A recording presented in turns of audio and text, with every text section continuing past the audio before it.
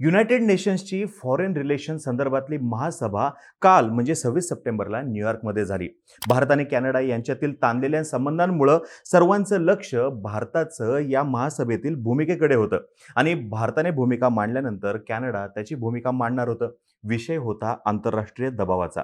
पण आपले परराष्ट्र मंत्री एस जयशंकर यांनी कॅनडाचा उल्लेख सुद्धा न करता परत एकदा भारत या विषयावरती फोकस करणारं भाषण केलं आणि परत एकदा कॅनडा हा विषय बाजूला राहून भारत आणि G20चं यशस्वी अध्यक्षपद, भारतातील संधी याच्यावरती विषय आला, जे की एस जयशंकर आणि आपले जे डिप्लोमॅट्स आहेत यांचं यश असल्याचं मानलं जाते. या महासभेमध्ये परराष्ट्र मंत्री एस जयशंकर नेमकं काय बोलले हे जाणून घेऊयात आणि त्यांच्या या भाषणातून नेमकं काय साध्य झालं ते सुद्धा बघूयात.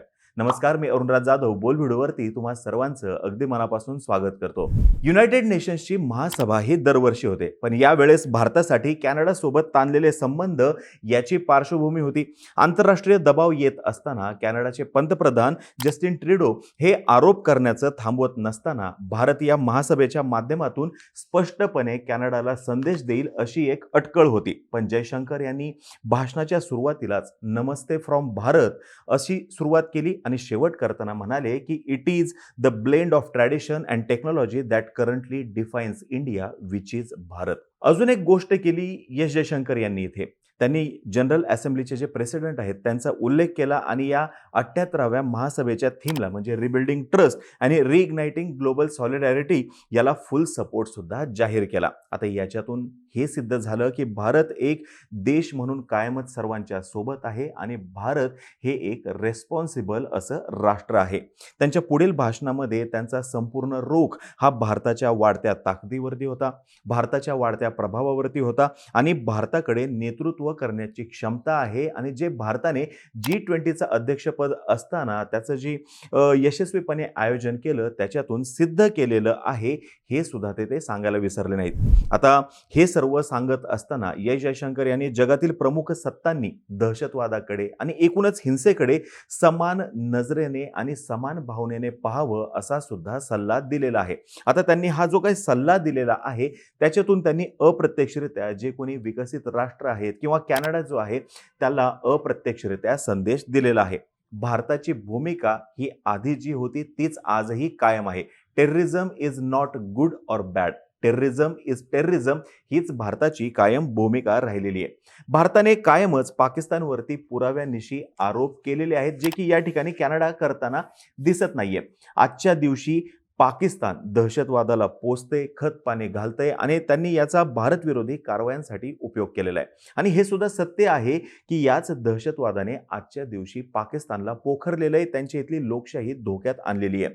पाकिस्तानने कायमच भारताने जे आरोप केले ते फेटाळलेले आहेत आणि ज्या वेळेस भारत पुराव्यानिशी पाकिस्तानवरती आरोप करत होता त्या प्रत्येक वेळेस जगाने सुद्धा केवळ बघ्याची भूमिका घेतलेली आहे. जयशंकर यांनी त्यांच्या भाषणामध्ये जगाची दहशतवादाकडे बघण्याची जी भूमिका मांडलेली आहे त्याच्यातून त्यांनी संपूर्ण जगाला यासोबतच कॅनडाला अप्रत्यक्षरित्या योग्य तो संदेश दिला असं म्हणलं जात आहे.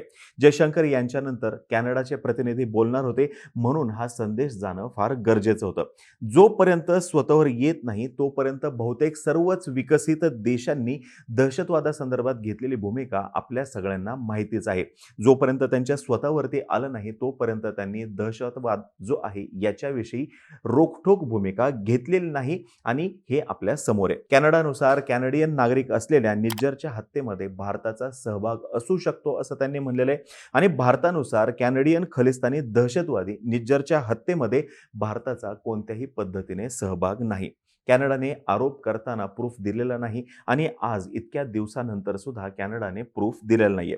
उलट भारताने कॅनडा खलिस्तानी दहशतवाद्यांना आश्रय देतोय ही भूमिका वारंवार मांडलेली. अर्थातच युनायटेड नेशन्समध्ये नाही मांडलेली कारण की हा विषय जो आहे तो भारत आणि कॅनडा या दोघांमधला आहे. भारतानुसार या आरोपांमुळे खलिस्तानी दहशतवाद आणि दहशतवादी याच्यावरचा फोकस जो आहे तो शिफ्ट करण्याचा प्रयत्न केला जातोय ज्याच्याविषयी भारत सातत्याने भूमिका मांडत आलेला आहे.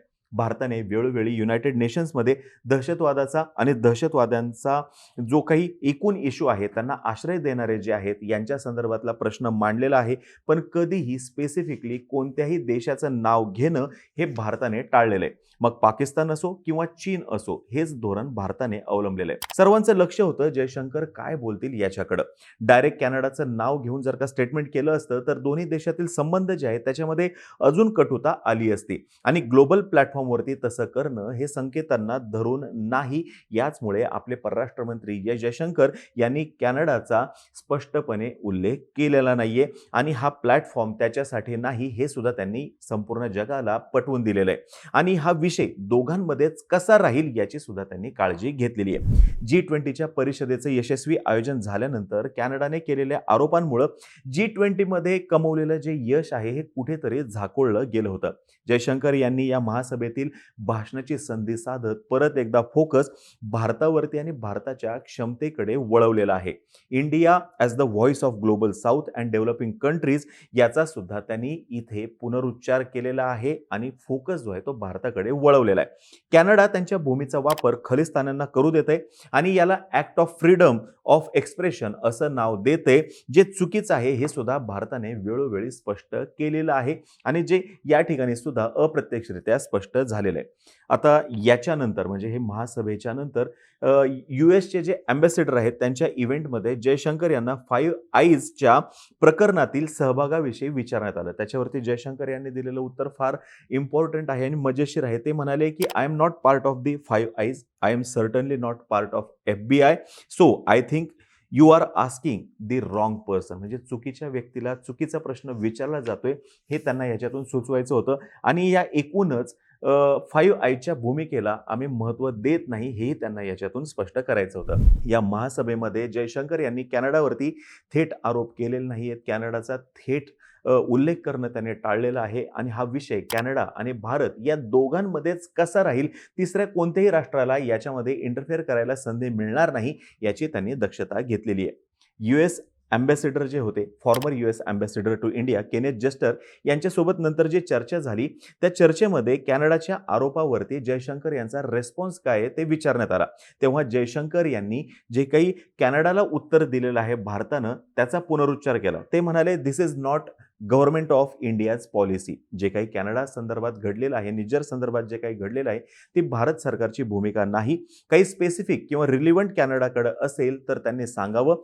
We are open to looking at it. म्हणजे आम्ही त्या मॅटरमध्ये लक्ष घालू जर का रिलिव्हंट आणि स्पेसिफिक काही असेल तर, हे त्यांनी स्पष्ट केलेलं आहे. पण हे त्यांनी युनायटेड नेशन्सच्या महासभेमध्ये सांगितलेलं नाहीये, तर नंतर US फॉर्मर अँबॅसेडरच्या सोबतच्या चर्चेमध्ये सांगितलेलं आहे. याला जोडून जयशंकर हे सुद्धा म्हणाले की गेल्या काही वर्षामध्ये कॅनडामध्ये संघटित गुन्हेगारी वाढलेली आहे आणि सध्या याचाच परिणाम तिथे पाहायला मिळतोय.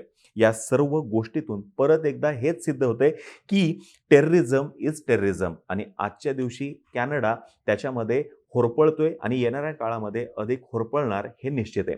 आता तुम्हाला ही माहिती जर का आवडली असेल खाली कमेंट बॉक्समध्ये नक्की सांगा. तोपर्यंत आम्हा सर्वांची व्हिडिओ जास्तीत जास्त लोकांपर्यंत पोहोचवा आणि चॅनलला सबस्क्राईब करायला तेवढं विसरू नका. धन्यवाद.